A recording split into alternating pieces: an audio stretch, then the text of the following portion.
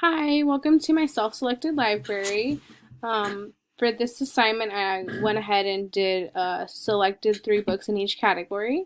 Here I'll go ahead and demonstrate exactly which categories I worked on.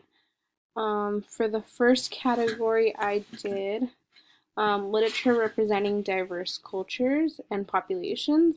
My personal favorites were The House on Mango Street, The Name Jar. This book really touched me. I thought it was very cute. The little girl decides that she doesn't want to change her name after all, because her classmates find out what her name actually means and really love it.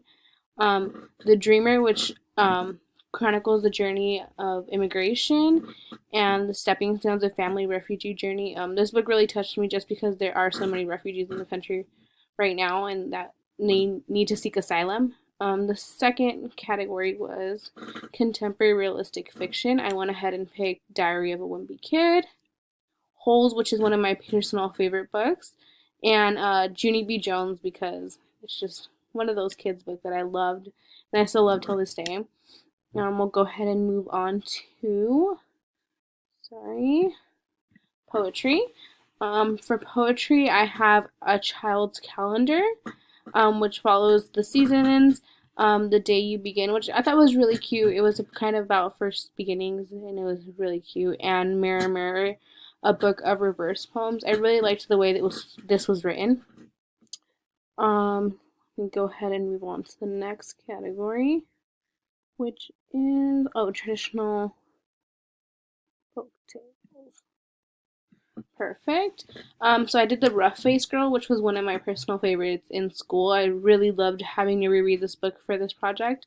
Little Red Riding Hood, which is just a classic, definitely, and The Tortoise and the Hare, which I also did for another assignment on here, but it's one of my personal favorites as well.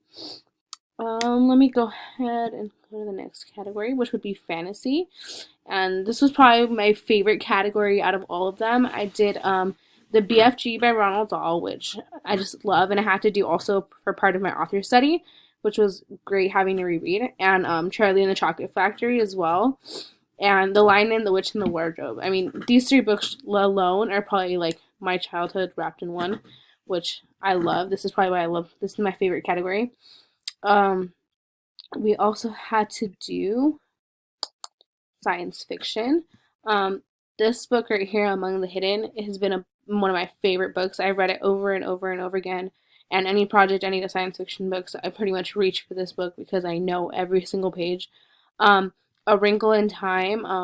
I've always liked this book, and it's just something different. Like, it's not something that you read, and then if you decide to go to the moon, which I thought was really cute. And then for informational biographies. This one was a little bit harder, but I love, obviously, Harriet Tubman is just such an inspirational woman, and she has to be talked about because, I mean, everything that she did. And this just chronicles her life with the Underground Railroad and all that.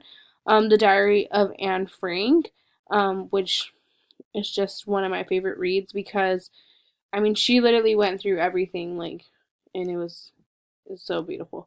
Um, I mean, and horrible at the same time. And then I Am Malala because she just, same as Anne Frank, she just endured so much and like the way that she's become so resilient about it.